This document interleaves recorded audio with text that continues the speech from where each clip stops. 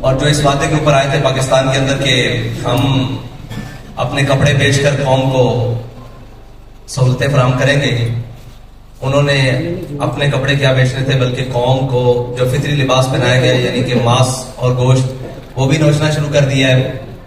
اور جن کے دعوے بلند و بانگ تھے کہ اسحاق ڈار صاحب پاکستان میں آئیں گے اور پاکستان کی معیشت اس رو میں بہنا شروع ہو جائے گی کہ یہاں ہر کوئی خوشحال ہو جائے گا، یہاں 2 وقت کی روٹی لوگوں کو آسان ہو جائے گی، غریب خوشحال ہو جائے گا، لیکن غریب کی بدحالی اور زبوحالی اس نہج تک جا پہنچی ہے کہ وہ جماعت جو ایک دینی عقائد اور دینی اقدار کے حوالے سے اپنا موقف رکھتی ہے، اس کے ذمہ داران نے بھی جب قوم کا حال دیکھا اور اس نہج پر دیکھا تو انہوں نے بھی یہ فیصلہ کیا کہ ہم اپنی قوم کے ساتھ کھڑے ہوں، نہیں تو یہ قوم جس میں بہت سارا دم خم تھا اس کو بھوک سے مار دیا جائے گا. اور اگرچہ وہ جمہوریت کے نام پر مار دیا جائے اور اگرچہ وہ مفاہمت کے نام پر، لیکن ساری چیزیں قوم کو بالآخر بھوک فراہم کر رہی ہیں. اور اس وقت جتنے بھی آنکڑے لائے جائیں یعنی کہ ملائے جائیں، آنکڑے ملائے جائیں اور جتنے بھی اشاریے اوپر نیچے کیے جائیں، بالآخر نتیجہ یہی ہے کہ قوم کو 2 وقت کی روٹی بہت مشکل ہے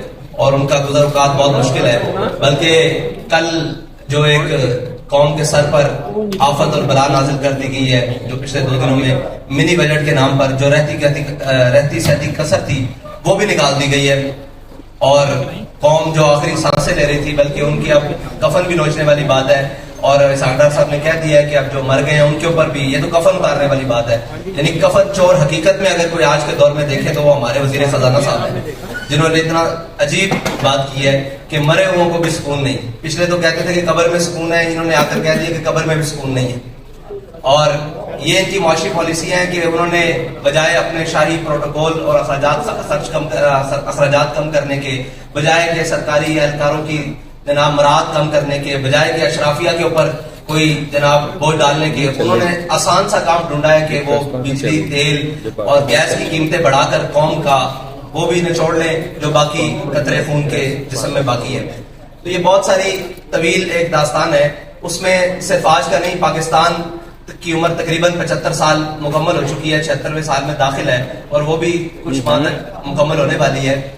75.5 سال کا پاکستان جو ہے وہ آج 23ویں مرتبہ IMF کے دروازے پر پھر کھڑا ہے. اور پاکستان کے قرضے جو پچھلے 1 سال میں 23% بڑھ چکے ہیں اور تقریباً آج کی جنگ اخبار کی رپورٹ کے مطابق تقریباً پاکستان 50,996 ارب تک مقروض ہو چکا ہے.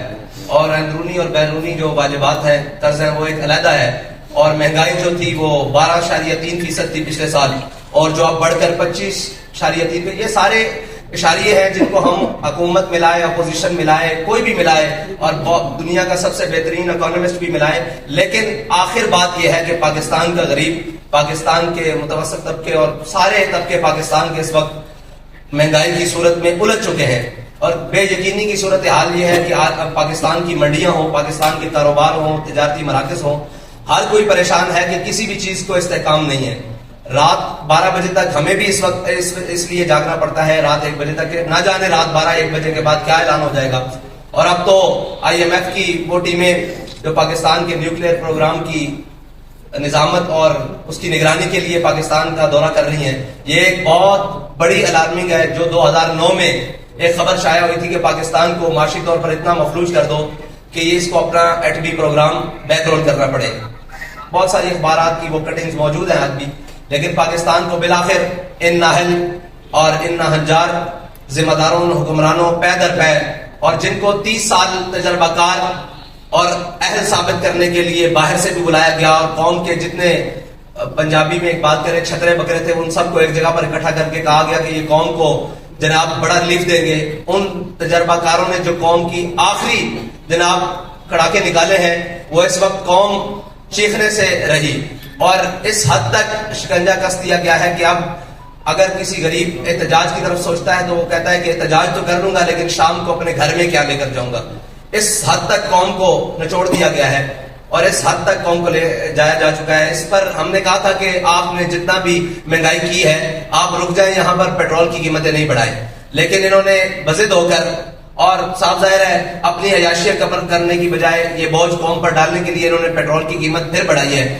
اور اس میں ہمارا اعلان یہ ہے کہ ہم آپ کو پھر 72 گھنٹے کا الٹیمیٹم دے رہے ہیں اور ہمارا یہ آپ سے مطالبہ ہے فی الحال کہ آپ یہ پیٹرول کی دی ہوئی قیمتیں واپس لیں، ورنہ 72 گھنٹے بعد ہم وہ اعلان کرنے پر مجبور ہو جائیں گے جس کے لیے تحریک لبیک پہلے بھی جانی جاتی ہے. تو ہمارا انشاءاللہ وہ اعلان بھی 72 گھنٹوں بعد آ جائے گا. اس کے لیے میڈیا کی ضرورت نہیں پڑے گی، ہم انشاءاللہ اعلان کر دیں گے.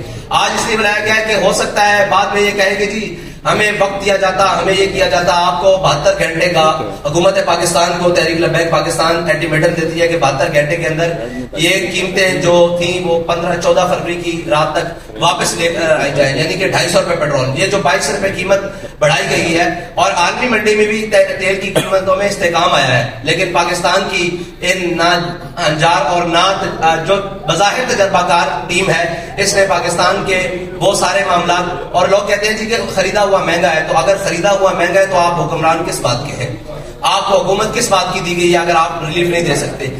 اور اگر آپ ریلیف نہیں دے سکتے تو یہ قوم کی جان چھوڑیں. اور ہم تو انتظار کرتے رہے کہ شاید کسی کو اپنے اقتدار کے علاوہ قوم کے بھی خیال آئے، لیکن کچھ جیل کی جانب چل پڑے اور کچھ جناب قوم کے کپڑے اتارنے کی جانب چل پڑے اور قوم کو نوچنے کی جانب چل پڑے. اس لیے تحریک لبیک پاکستان نے فیصلہ کیا ہے کہ وہ میدان عمل میں رہ کر قوم کے ساتھ انشاءاللہ کھڑی ہوگی. سعد بھائی، اگر 72 گھنٹے کا آپ نے فنانس منسٹر کو جو وقت دیا ہے، اب اگر نہیں ہوتا تو کیا پھر آپ کوئی نیا مارچ کرنے جا رہے ہیں یا کوئی تھریٹ آئی؟ جی نہیں، یہ تھریٹ نہیں ہے. ہم نے الٹیمیٹم دیا ہے، اس کے بعد تحریک لبیک اپنا احتجاج بھی ریکارڈ کروائے گی اور اپنا جو بھی اس کا اگلا لائے عمل ہے وہ اعلان کر دیا جائے گا. اس میں یہ ہے کہ ہم اپنے کارکنان سے کہتے ہیں کہ آپ قوم کے پاس جائیں اور ان کو بتائیں کہ یہ آپ کے مفاد کے لیے تحریک لبیک پاکستان نے اتنا بڑا قدم لیا ہے اور آپ ساتھ کھڑے ہوں. اور ہر شخص کے پاس، تاجر، کسان اور ہر تنظیموں کے پاس جائیں اور ان جا کر بتائیں کہ جو بھی تحریک لبیک کی کال ہو آپ اس کے اوپر لبیک ہے. السلام علیکم.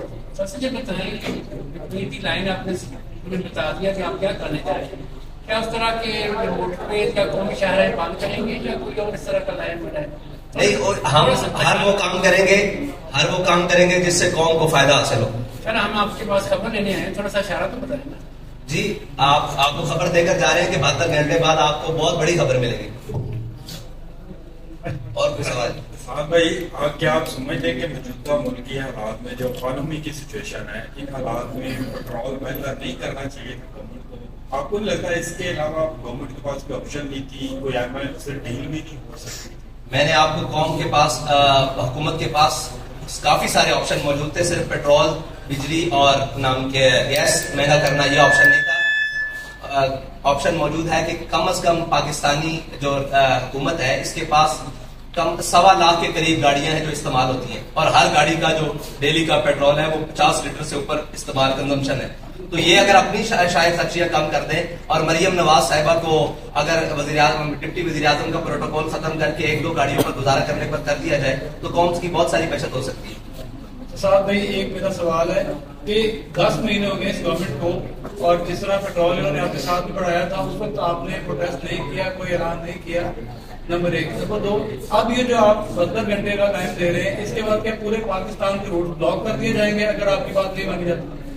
جو بھی ہوگا انشاءاللہ وہ آپ کے سامنے ہوگا اور قوم کے مفاد میں ہوگا، قوم کے مشکلات کے لیے نہیں ہوگا. اور جو پہلے اعلان نہیں کیا تو یہی بات ہے کہ اگر ہم پہلے اعلان کرتے تو آپ کہتے کہ گورنمنٹ کو دیکھنے نہیں دیا گیا، ان کو چلنے نہیں دیا گیا، ان کو ہم نے پورا موقع دیا اور پوری قوم نے موقع دیا کہ شاید یہ کچھ کر سکیں، لیکن انہوں نے کچھ بھی نہیں کیا. اور شاید یہ اپنے کپڑے بیچ دیں، شاید یہ اپنے اثاثے بیچ کر پاکستان کے خزانے میں جمع کروائے، آدھے پورے تو نہیں آدھے، لیکن انہوں نے کچھ بھی نہیں کیا بلکہ مزید قوم کا نقصان کیا. تو اس لیے ہم اعلان کرنے پر مجبور ہو گئے. میں بتا چکا ہوں کہ ہم آخری حد تک دیکھتے گئے کہ پاکستانی کی حالت کیا ہے. جب ہم نے دیکھا کہ اس کے پلوں سے پانی گزر چکا ہے تو اب ہمارا میدان میں آنا پڑتا ہے. سر کہ حکومت سے اگر آپ بچت کی توقع کرتے ہیں تو اس کے اقدامات بھی یقیناً کے نظر آنے چاہیے. تقریباً 100 کے قریب وزیر ہیں، پہلے 70 تھے، پھر آستہ کرتے کرتے 100 ہو گئے. آپ پہلے اقدام کے طور پہ ان سے مطالبہ کرتے ہیں تو 100 جو وزیر ہیں یا مشیر ہیں ان کو برطرف کر کے جو ان کی بچت ہے وہ قوم کے لیے کی جائے. جی آپ 100 وزیر رکھیں لیکن جو ان کے اخراجات ہیں وہ زیرو کر دیں. برائے کرم 200 رکھ لیں مشیر، لیکن جو ان کے اخراجات قوم کے ان کے اوپر خرچ ہو رہے ہیں وہ کم کر دیں اور وہ زیرو کر دیں اور وہ قوم کے میں کر دیں. تو ہمیں اس سے غرض نہیں ہے 500 مشیر رکھ لیں. ضلع شاہ صاحب آخری کوشچن آپ رہنے دیں، اب باقی موقع دیں. جی باقی आपका कुछ सोशल मीडिया करना चाहिए।